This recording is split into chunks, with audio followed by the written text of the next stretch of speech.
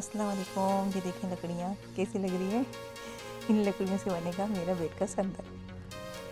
तो ये देखें लकड़ियाँ मेरे पाँव में शेटी का पेन हो चुका था और बहुत ही मेट्रेस जो था उसे बहुत ख़राब हालत हो गई थी। तो उस मेट्रेस को तो निकाल के ऐसा लगा था कि बस फेंक दूँ।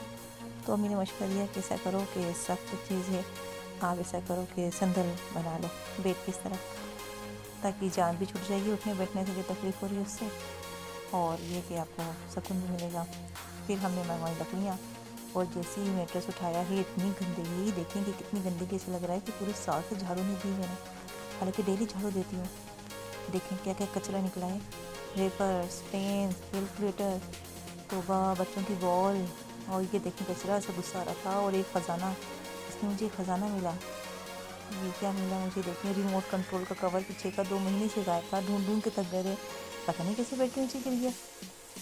इसको तो खैर मिला तो चलो खुशी हुई कि ये मिल गया मेरा।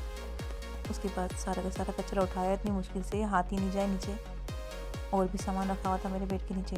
देखें सारा सफाई के बाद फिर ये तख्ते बन के तैयार हो गए थे।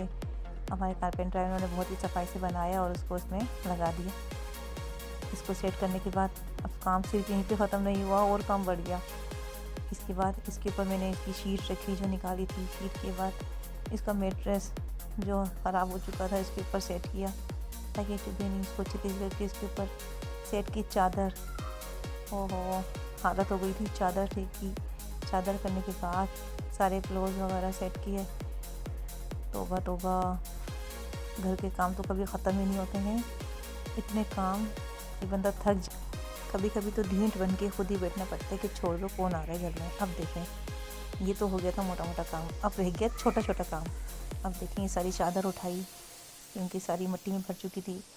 बड़ी चादर उठाई, छोटी चादर उठाई, इन सब को साफ़ किया भाग भाग के कि जल्दी जल्दी काम हो जाए। फिर ये सब गई हैं वॉश में, फिर इनको वॉश करना पड़ा। साथ में कोई जाहिर सी बातें मेरी थी तो वॉश तो होंगी। फिर काम आया झड़काने का कि अब अच्छी तरीके से झड़काऊँगी घर। उठाई झड़कनी और मैं तो शुरू हो गई, कुछ स्पीड ज़्यादा ही कर ली, लेकिन फिर मेरे हाथ में जो दर्द हुआ है तो वह एक एक चीज़ मेरे तरफ से झड़काई कि आज मिट्टी का ख़ात्मा करके रहूँगी। अच्छा हम जहाँ रहते हैं ना वहाँ डेजर्ट का इलाका है, बहुत मिट्टी आती है। आज डस्टिंग की, कल शाम तक या आज कल सुबह तक, वही आप मिट्टी में अपना नाम लिख लेंगे, इतनी मिट्टी आती है। डस्टिंग के बाद फिर मैंने जब सारा हो गया कचरा तो मैंने अच्छी तरीके से झाड़ू निकाली, एक एक चीज़ हटाई। उसके बाद सारी अच्छी तरीके से झाड़ू दी, रगड़ के कि भाई हर चीज़ उठ जाए, मिट्टी उठ जाए। और फिर मेरे निकले कारपेट में से बाल। तोबा, ये बालों ने तो बहुत तंग कर रखा है। दिल तो चाहता है कि जमा करते रहूँ। 8,000 रुपये के बाल जा रहे हैं हमारे यहाँ तो, कि 8,000 रुपये में बाल बेच दो। सोचते सारे बाल ही बेच दूँ। फिर देखें अब मैंने फिर पोंछा लगाना शुरू किया, फिनाइल से भरकर और सर्फ से भरकर पोंछा लगाया कि बस फिर बाल। इन बालों ने भी मुझे बड़ा तंग किया। फिर मैंने सारा घर साफ़ करके अच्छी तरीके से झाड़ू पोंछे करके पोंछा लगाया। फिर अब आई चादर बिछाने की बारी। अब न्यू चादर निकाली और चादरें बिछाई, अच्छी तरीके से चादरों को सेट किया कि बस अब काम होने ही वाला था। अब बस पिलो सेट ही, ये सारे पिलोस को अपनी अपनी जगहों पे रखा। अब तो एंड पर ये काम सारा डस्टिंग कर चुकी हूँ, झाड़ू पोंछा कर चुकी हूँ, चादरें भी बिछा चुकी हूँ मैं, रोज़ भी अपनी जगह चले गए। तो अब मैंने कहा जो छोटी मोटी मिट्टी रही है तो मैं इसको साफ़ करूँ।